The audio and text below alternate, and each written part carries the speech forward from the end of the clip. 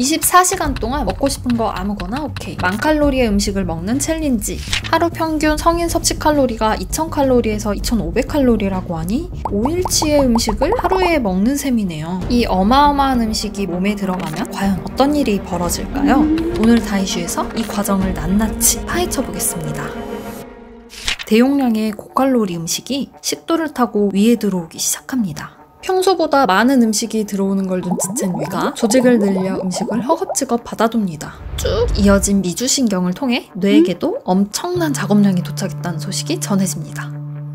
그만 먹으라는 신호를 보내지만 무시당하네요. 위가 너무 커지니 위의 통과문 역할을 하는 하부식도 괄약근이 제대로 작동하지 못합니다.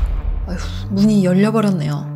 위에 못 들어간 음식에게 자리가 없으니 다시 식도로 되돌아가라고 하지만 토하고 싶지 않은지 억누르는 덕에 실패합니다. 덩치가 커진 위가 횡격막의 폐의 자리까지 침입하고 이젠 폐까지 제 일을 다 못하게 되었군요. 역류는 거절당하고 위는 늘어나 고통스럽고 숨쉬기도 힘들어지고 대환장 콜라보가 다 엉키고 나서야 식사가 끝납니다. 이틀 연속 야근을 해도 다 끝내지 못할 것 같은 작업량을 받은 위는 온몸에 도움 요청을 보냅니다. 심장이 미친 듯이 펌핑하며 위를 돕기 위해 소화를 위한 에너지를 만들어냅니다. 그리고 위는 평소보다 많은 양의 위산을 만듭니다. 열려있는 문을 통해 위산이 새어나가지만 막을 새가 없습니다.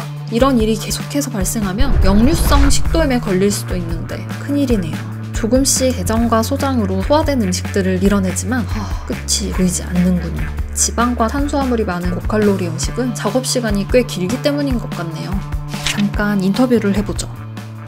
사실 일반적인 작업량이라고 하면 4시에서 6시간 정도면 작업이 끝나고요. 제 작업이 끝나면 이제 소장으로 보내서 7시간 정도 작업을 해야 되는 거거든요. 그러면 총 10시간이 걸리는데 지금 이 작업량은 오늘 제가 거의 퇴근을 못하는, 또 이게 다 지방이잖아요. 소화시간이 더 길어요. 그러면 소장에서 또 하는 일도 오래 걸리고, 지금 먹은 거는 제가 오늘 안에 할 수 있을지 그래도 해봐야죠. 원래 먹던 양보다 더 많은 양을 먹게 되면 강도 차이는 있겠지만 몸은 이 과정을 똑같이 겪게 됩니다. 하지만 우리는 잠깐 자고 일어나거나 해야 할 것들을 하다 보면 소화가 된 것 같고 과식해서 더부룩하고 불편했다, 이상하게 하루 종일 피곤했다 정도의 느낌이 들었을 뿐 몸속에서 벌어졌던 한바탕 비상사태에 대해서 전혀 모르겠죠? 이 대용량 음식을 소화하기 위해 몸이 하는 일은 하루 8시간 근무하는 직장인에게 새벽 2시에 퇴근해야 끝낼 수 있는 일을 주는 것과 같습니다.